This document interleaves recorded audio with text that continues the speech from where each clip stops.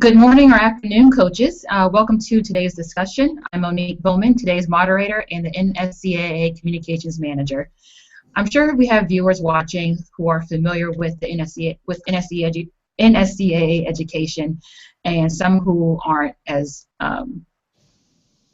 familiar with us. So what we're discussing today is what we offer, especially what we have coming up this summer, as well as hopefully answer as many questions as we can in the time we have allotted. So with us today, we have Ian Barker, NSCAA Director of Coaching Education, and Dave Newbery, NSCAA eLearning Coordinator. So throughout our discussion today, if you have questions, feel free to tweet them to us using the hashtag NSCAA Live. That'll help us find them easily. Or you can email them to us to marketing@nscaa.com. Also, if you're watching on our website, nscaa.com/live, there are links both to your right and below the video player to a variety of different of updates and news about NSCAA education. So be sure to check those out, hopefully after our chat, and then get some more information about the opportunities coming up. So let's kind of jump into today's discussion, starting with Ian. What's the NSCAA's approach to coaching education that differentiates it from other coaching opportunities? I'm not sure about, I don't want to speak to differentiation from other opportunities, but what I will say is that in terms of the NSCAA, I would maintain that just because a coach has maybe not played a lot or even doesn't have a lot of experience as a coach doesn't mean they're somehow disqualified for an opportunity to access coaching education. And so consequently, I think that one of our strengths and one of our core values is that everybody that's out there working with young people and some older people in the coaching environment has an absolute right to access coaching education that fits their needs, and they do that on their terms, be that in person, online, or a blended version of the two. But I would hope that we're an inclusive coaching education program, and certainly trying to avoid, to the best of our ability, any kind of sense of elitism or top-down management. Okay, so for those who may have seen our coaching course menu, the NSCAA has a variety of courses depending on level and the coach experience. So in overall, what can a coach expect when they are taking an NSCAA course? So if they're taking an in-person course, which could be anything from 4 hours to a week-long residential, these are the three things I think they should expect or they should be prepared for. That the content is solid and meets their needs and speaks to them. That the instructor is sympathetic to their needs and is flexible with the delivery for a diverse group of learners. And finally, that the candidate or the coach themselves comes with an open mind. Because sometimes there'll be aspects of the content that may not be particularly applicable or helpful, but they'll be there for 4 hours to a week, and you've got a whole bunch of other candidates with you. You've probably got more than one instructor, and so it's up to the learner to take an active participation in the learning. So for me, it's a three-pronged: the content, the delivery, and then also the willingness to accept the delivery and dig a little deeper in the content. Okay. Dave, I want to jump to e-learning for a little bit and kind of discuss why the NSCAA decided to venture into this new technology and some of the initial thought process of developing online education. Well, thanks, Monique. I think the original plan 4 or 5 years ago was very much delivering presentations in person. In fact, Tony DiCicco and I used to travel 100, 150 miles to deliver presentations to about 30 or 40 people, and realized that those days that there was probably a better way. And we started venturing into doing webinars through software such as GoToWebinar, GoToMeeting, and we were finding that with the same amount of effort in terms of preparation, we were able to deliver presentations to 50 to 100 people and then not, of course, have all the travel and inconvenience of travel. So that's originally where we started, and then when Tony and I started partnering with the NSCAA to deliver the Club Standards project, we brought the webinar series with us, and they started to become very successful to the point where we were getting 300 to 400 people attending live events. And we started introducing various different presenters on topics ranging from administrative topics for youth clubs through to practical topics. One of the more popular ones was how to play like Barcelona. We had someone from the UK deliver that session.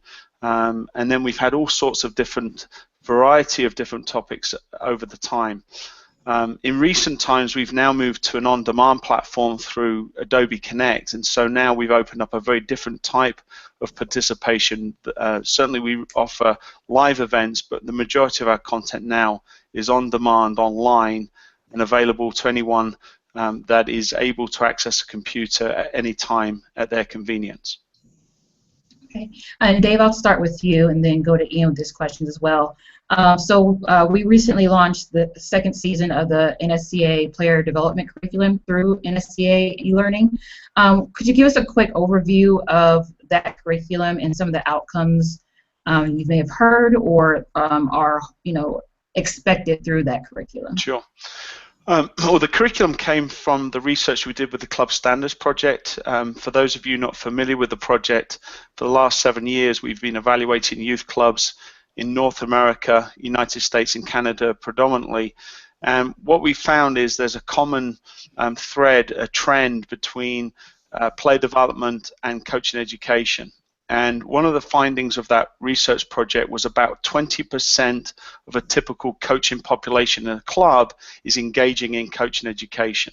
So there's 80% of the coaches working with players that haven't engaged at all in formal education, whether that's been attending clinics or even taking the steps to participate in courses. And so when we look at e-learning and particularly the Player Development Curriculum Diploma, it was a natural reaction to the issues that we find in clubs, and we wanted to provide a very easy way for clubs to engage their coaches, but also provide them the type of material that will be useful for them to create consistency amongst their coaches. So the curriculum product is based on a 5-stage of development model, each stage focusing on a different development level or age group, starting with the 3 to 5 year olds, the 6 to 8 year olds, 9 to 11, 12 to 14, and 15 to 18, and those different age groups have now we've just completed our first season, in fact in August, and now we're entering into our second season. So each one of those stages of development has 20 unique activities, and they have been extremely well received. In fact, the clubs that we've got about 60 partners at the moment that are engaging their coaches in the coaching education program, and at the end of the course the coaches receive a diploma. Okay. Ian, while Dave was speaking, a question came in from Ian Stoddard in Florida, and I kind of want to follow up with the whole technology issue, or not issue, but advancement. I mean, will we get to the point where the NSCAA courses are all online, or is there still a need to have those in-person courses, as we go along? There will. I can't imagine a time where there will not be practical in-person delivered courses. I think that there will always be a place for perhaps a week-long residential setting. A lot of coaches, both professional and people who don't make their primary income through coaching, enjoy attending the residential type settings. So I don't think that will ever go away. I think what we might be able to do, though, is make those programs much more robust by giving content before the course, during the course, and afterwards in an e-learning format, potentially to flip the classroom. So if the coaches come in with some of the content, we can attack the topics more aggressively in the classroom setting. We can provide them more videos, more examples of training sessions. But I don't think ultimately anything will ever replace boots or cleats or tennis shoes in the grass or on the synthetic surface, And I do believe that ultimately in the practical environment, there will always be an element of assessment or evaluation which is conducted in person. Be that at the course or a slightly more enlightened and involved way would be to have enough funds and enough staff to send instructors or coaches, senior coaches out to everybody's training environments and observe them working with their own kids, because that's a much better way of evaluating a coach's capability than asking them to coach their peers in the coaching environment. That's the standard protocol now, but we would like to be able to get our instructors out to each individual coach as and when they need it to watch them working with their kids. Okay. So kind of looking at our offerings from a new coach, either a new coach or new to the NSCAA, Ian, what recommendations or what guidelines do you have for them as they are going into NSCAA education? Sure. Well, we have a modest product online where you can kind of type in some of your demographics and it will give you a suggestion of where to start in our programming. Beginning coaches, younger people coming into the game, or perhaps some parents or adults who've been conscripted into the game, I would highly recommend the eLearning. Some of the content is free to sample, so the coach can get a feel for what it looks like. And I would argue that the player development curriculum, which we're currently in season 2, would allow the coach to access content which could be potentially fundamental or beginner in context, but it would also be relevant to the ages they're coaching. There are models where we start everybody off with the 3-year-old content, but in reality they're actually coaching high school kids, so that seems a little bit redundant. So I think the e-learning is a wonderful way. Also, if my club, my high school, my local state association is offering micro clinics, 2 to 4 hours, I highly recommend that beginning coaches starting out, go that route. For people new to this country, people new to the NSCAA route, but who've got a great deal of experience, at the absolute top end of our range, we have theoretical and practical products that we deliver with the University of Delaware, Ohio University. And so for a very experienced coach who's perhaps got a lot of qualifications through other sources, including Europe, we have meaningful product there, which also comes with postgraduate university credit from the University of Delaware or Ohio University. So I feel like there's more than enough menu options for coaches who are working very hard with their players, trying to learn from all the available resources, but also would like to access some formal coach education. I feel like we have a pretty broad menu for the vast majority of coaches in this country. Okay. Ian, I do want to get this question in from another Ian in Florida, Ian Stoddard, and he asked he would like to take both NSCAA and USSF classes and move as fast as possible. Do you know of any way to bypass the waiting time in between courses? Sure. It's a little bit of a challenging question for me, so I don't want to speak for my colleagues in the US soccer coaching pathway, but I would probably recommend to Ian that he certainly begins the US soccer pathway immediately if he wants to get to the A license, which is the current pinnacle of that process. In the case of NSCAA, we would evaluate Ian's background, where he's been coaching, what he's been doing, and we would invite him to plug in at a place that we deemed most helpful to him. So we have a degree of flexibility with our pathway, and we also have a degree of flexibility in regards to the gap between courses. I would never recommend that a coach gets, let's say, the national, the advanced national, the premier in a 3-week period, because there's no opportunity for sustained learning. So we like to suggest to coaches gaps. However, if a coach has been extremely active between courses, he or she may be suitable to shorten that amount of time in between. If the coach has not been active at all, then maybe we would suggest to them get coaching again before you take the next course. But we will work with everybody on a pretty much a case-to-case basis. Okay. And Ian is very welcome to reach out to me. Okay. So it's more so what not only the coach feels uncomfortable with, but kind of what they're doing to also supplement their education and supplement their experience. Yeah, I mean, I just think that a fairly straightforward example would be somebody who is, let's say, a teacher by profession who is engaged in delivering information and content and educating on an ongoing basis will probably step into the coaching education courses as a candidate with a slightly more relaxed feeling than a coach who perhaps is doing something in the service industry or in corporate America, although the presentation skills would probably apply.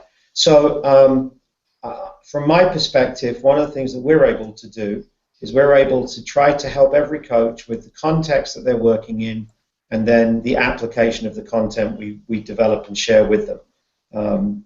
I see no value in bringing coaches in, and the majority of the time they spend with us, or a big chunk of it, is nice theory, but not really of great value to them in their applied environment. Dave, getting back to e-learning, can you tell us a little bit about what's available, some of the topics and courses available through the platform, as well as give us a little bit of a taste of what's to come and what's new that's coming up? Sure, Monique. Well, we've got the first series is Attacking and Defending Principles of Play. It's a real must for anyone who's involved, certainly with players old, say U10 and older, competitive players.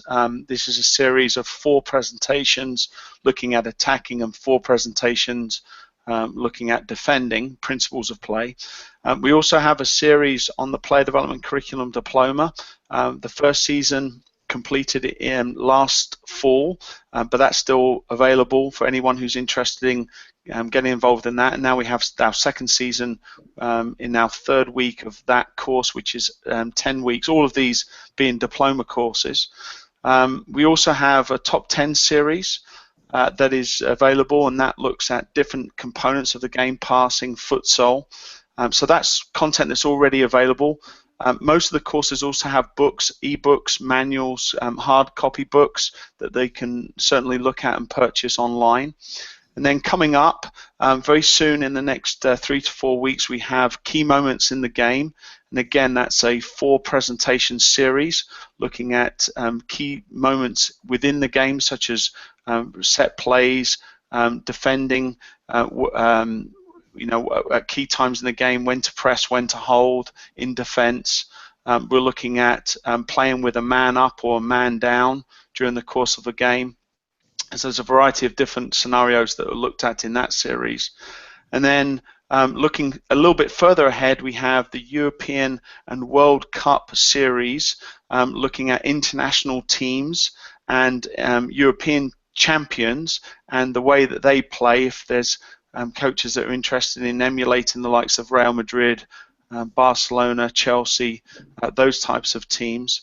And then probably the course we're most excited about coming up in June is the NSCAA Level 1 Diploma. And that will be a diploma course available completely online. That will be the equivalent of the Level 1 diploma we offer in person. And that course is going to have approximately 2.5 hours of online content time with about another 1.5 to 2 hours of self-directed time for coaches to work on their coaching on the field. And that course, well, Ian can speak to what we're going to charge for that course and how we're going to frame that course in, but that's really exciting because that will be the first time we've taken a traditional in-person course and made it available on demand. And for those who may not be familiar with the Level 1, what age group is that for, and what level of experience of coach typically takes that course? I can certainly answer that. So typically that course is looking at the U8 age groups. However, the online version of the course is generic. So one of the things that we're trying to change in some of our coaching education is that a novice coach is a novice coach whatever age group they coach. So what we need to do is focus on some of the really key coaching principles, some of the key planning aspects of coaching. and then one of the elective components is then to identify the age group they're coaching, and they can then pull in some activities from that particular age group. So it becomes age specific, but it starts off with a very generic overview of coaching and introduction to coaching. I don't know if Ian has anything else that you would like to add to that. Yeah, I'm very excited about the level 1 online, because I think, to my point previously about context and application, I think we've really hit an opportunity here.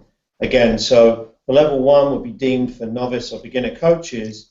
We've got some really robust free content that will be there, and at the completion of accessing that content, the coach will have the opportunity to elect to do a couple of things.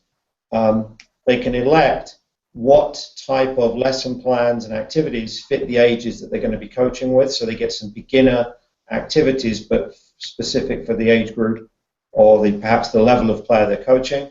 And then they can elect, if they wish, to make that a diploma course. So the majority of the programming will be completely free, and will be great support content for every coach who wants to come and access it.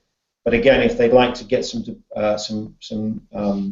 lesson plan content based on their elective and then a diploma, they will have the opportunity to go into that as well.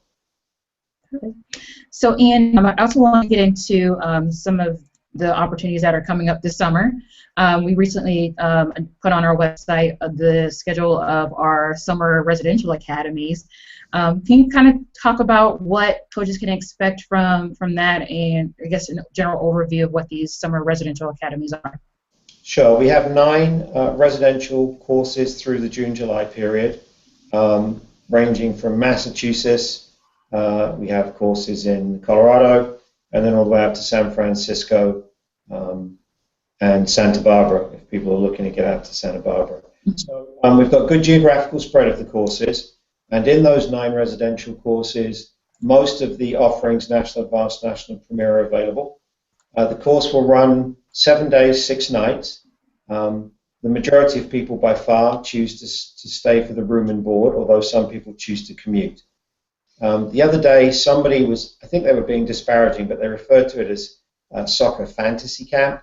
Element of that, in as much as you get a pretty immersed week of soccer.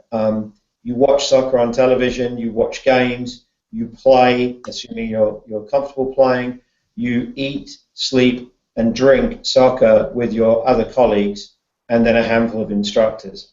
I would argue that somebody who is a full-time coach, that's the best way to get your coaching education. For people who are not full-time, obviously it requires to take a week off work, which can be a grind, but the learning experience is so deep and rich by virtue of being immersed in it. We do also offer, though, the National Advanced National courses. We will conduct over 2 long weekends. And we try to do a few things by getting some meals together and things like that to replicate some of the experience of the residential course. And of course, by doing it over 2 weekends, we do make it a little bit easier for people who have professional lives, family lives, and so we do that as well. But we still have opportunity for people to come to the summer courses. Again, very good geographical spread and a very good spread of the offerings. And they run normally and typically June through July, and then we'll do some more in January. Absolutely. And can you talk a little bit about how we are integrating the Women's World Cup into our courses this summer? So much like in 2014 with the Men's World Cup, we will do our very best to make sure that coaches can watch all the games, especially the US national team games. So as and when they currently conflict with the schedule, we'll adjust the schedule so the games can be watched. And then we will take advantage of those games and then use them as part of the learning experience, because we'll have some pretty strong examples that we know that everybody on the course will have had the opportunity to see, because we'll watch the games together. And then additionally, we have, I think, 24 NSCAA members are going up to Winnipeg to take in 2 of the women's national team games on a tour to Winnipeg as well. Fantastic. And Dave, one last question. Would you like, could you provide us an overview of some of the partnership opportunities with the NSCAA as far as education goes? Sure.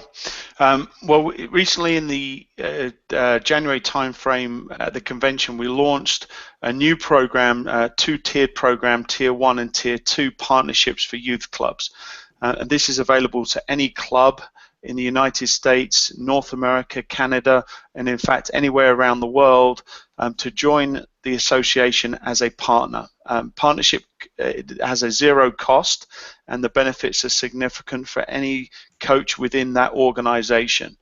There are other options such as buying premium content, content that leads to a diploma, and the clubs that decide that they want to do that can buy that anywhere between 40 to 60% off the published price of that course.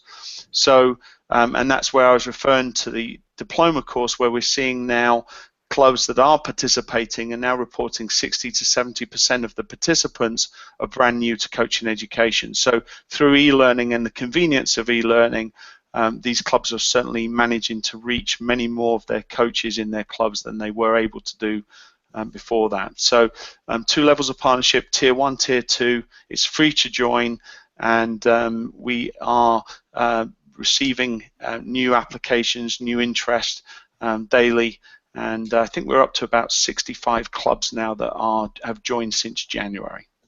Perfect. All right, awesome. I do want to get one last question in from Twitter, and this is from Banu, and he's in Nicaragua. I'm going to take his question a little more generally as for our international members and people internationally who are interested in e-learning. Essentially, how do they get involved with it? Is there an application process, or is it just for anyone who has internet? Yeah, me. Yeah, so anyone who has an internet connection and a computer or a a phone or an iPad or anything that can connect to the internet can participate in e-learning. To do so, they just go to nscaa.com and either type in e-learning or click on the link to e-learning, and all of the course content, the manuals, the live events that are coming up over the course of the next few months are all listed on the website. So simply click on it, and as Ian said, there's lots of free content available at the moment, and we have a whole section of videos that we've archived from many presentations we've done over the years that are available free for anyone to participate in. So it's quite simple to join. Just need to go up online and click on e-learning. Perfect. Well, that's all the time we have today for questions.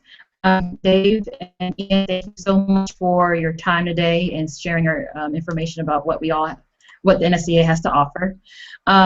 For those of you, again, watching on our website, be sure to check out the links that's all over this page around the player for more information about what's coming up and what we have to offer. You can also go to nscaa.com/education, and there's even more information.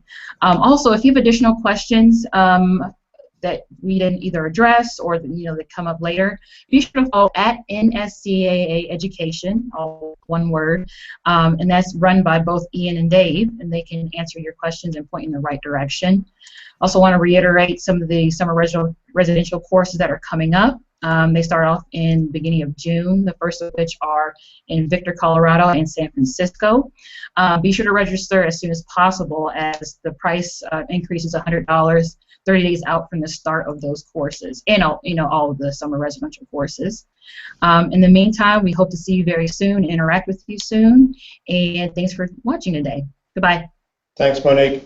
Thanks, Monique.